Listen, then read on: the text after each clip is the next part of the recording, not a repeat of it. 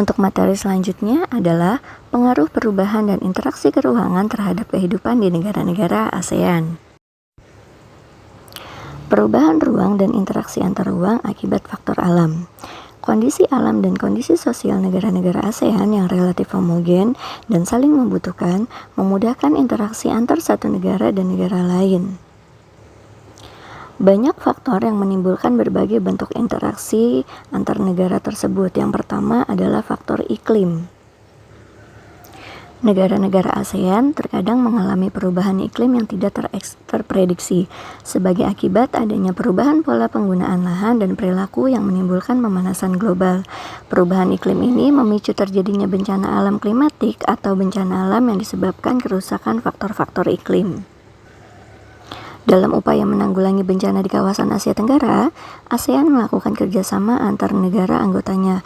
Contohnya, kerjasama ASEAN dalam menanggulangi bencana klimatik yaitu ketika terjadi kebakaran hutan yang hebat di Sumatera pada tahun 2015, Malaysia dan Singapura atas nama ASEAN memberikan bantuan pinjaman pesawat pemadam kebakaran.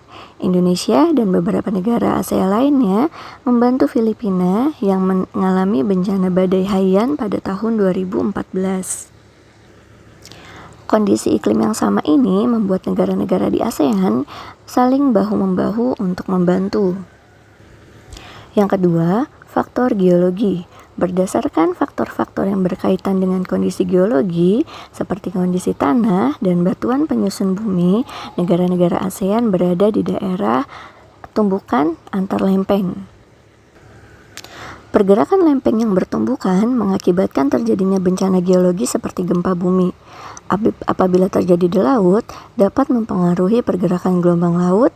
Gempa bumi ini dapat menimbulkan tsunami. Bencana-bencana yang terjadi di ASEAN dapat dikoordinasikan dalam organisasi ataupun negara-negara tetangga melalui pusat koordinasi bantuan kemanusiaan, memberikan bantuan berupa kebutuhan pokok, fasilitas kesehatan, maupun donasi untuk perbaikan lingkungan dalam masa pemulihan. Lalu yang ketiga, faktor ketersediaan sumber daya alam. Sebagai contoh, hampir semua negara-negara ASEAN memiliki sumber daya alam berupa barang tambang, kecuali Singapura. Karena negara Singapura wilayahnya sangat sempit, memiliki keterbatasan sumber daya alam barang tambang, tetapi sangat menguasai perdagangan dan industri. Negara-negara ASEAN yang kaya dengan barang tambang mentah akan mengekspornya ke Singapura untuk diolah menjadi berbagai barang kebutuhan pokok. Sumber daya alam tidak hanya berupa barang tambang saja, tetapi juga hutan dan laut merupakan contoh lain sumber daya alam yang dimiliki hampir semua negara di ASEAN. Hutan, laut, dan barang tambang merupakan sumber daya alam yang banyak dieksplorasi untuk menunjang kehidupan setiap negara. Indonesia memiliki hutan yang paling luas di antara negara-negara lainnya. Namun, laju kerusakan hutan di Indonesia juga paling tinggi. Hasil hutan dari Indonesia dan negara-negara ASEAN lain digunakan sebagai salah satu sumber pendapatan negara, salah satu tujuan ekspor ke negara-negara industri seperti Singapura. Perairan laut kawasan negara ASEAN banyak dieksplorasi untuk menghasilkan devisa atau pendapatan negara. Contohnya perikanan, mutiara, rumput laut, sampai barang tambang merupakan contoh eksplorasi perairan laut sebagai sumber daya alam. Selain itu, banyak juga dikelola sebagai tempat wisata. Kegiatan jual beli dan pertukaran sumber daya ini merupakan bentuk interaksi antar negara-negara ASEAN dengan tujuan meningkatkan kesejahteraan masyarakat. Yang kedua, pengaruh perkembangan ilmu dan teknologi terhadap perubahan ruang. Perkembangan iptek telah berpengaruh terhadap berbagai aspek kehidupan manusia. Manusia lebih dimudahkan dalam berbagai hal dalam beraktivitas. Yang pertama, ada teknologi transportasi. Saat ini, berbagai macam bentuk alat transportasi dapat dijumpai baik di darat, laut, ataupun di udara. Adanya perkembangan teknologi transportasi membawa perubahan aktivitas manusia yang berakibat terhadap perubahan tatanan kehidupan. Mungkin yang dulunya yang sering kita jumpai adalah transportasi seperti pedati, delman, atau beca. Nah, sekarang berubah. Semua itu tidak lagi kita temukan, justru yang sering kita temukan adalah seperti kereta cepat monorail, pesawat terbang, speedboat, mobil, motor, dan lain sebagainya.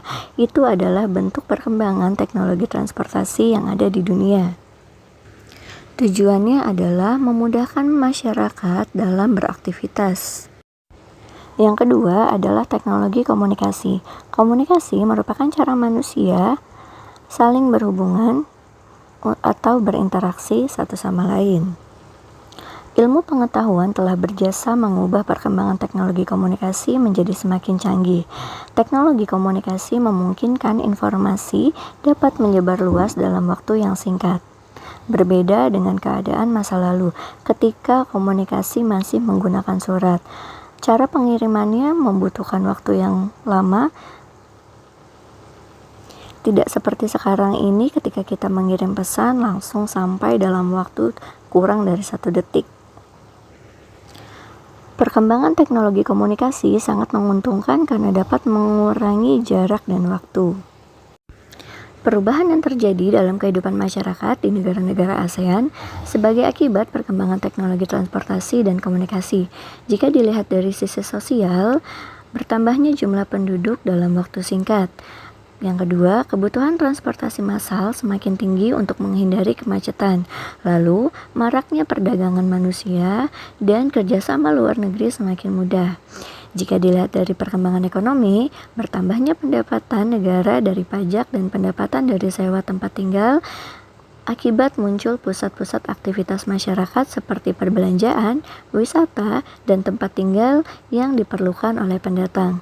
Lalu, nilai barang lokal meningkat seiring permintaan mata uang asing dan barang-barang asing semakin mudah dijangkau. Dilihat dari budaya, terjadi akulturasi budaya secara sadar ataupun tidak, lalu perubahan sistem nilai dan norma, lalu terjadinya kecenderungan gaya hidup hedonis atau hidup bermewah-mewah, dan aliran-aliran yang bertentangan dengan budaya semakin mudah masuk. Oleh karena itu, kita harus memperkuat budaya Indonesia agar tidak mudah terpengaruh oleh budaya asing yang tidak baik. Lalu, jika dilihat dari sisi keamanan, terjadinya gangguan kondisi keamanan suatu negara semakin rentan. Narkotika dan obat-obatan terlarang semakin mendapatkan tempat. Jaringan kelompok perusuh antar negara semakin mudah diorganisir. Pengaruh perubahan ruang terhadap kehidupan ekonomi. Negara-negara anggota ASEAN mulai menerapkan AFTA atau ASEAN Free Trade Area dalam kehidupan internasionalnya. Secara ekonomis, pemberlakuan AFTA akan menjadikan kegiatan ekonomi lebih meluas. Kerjasama ASEAN menjadikan proses distribusi menjadi lebih mudah atau menjadi lebih jauh jangkauannya.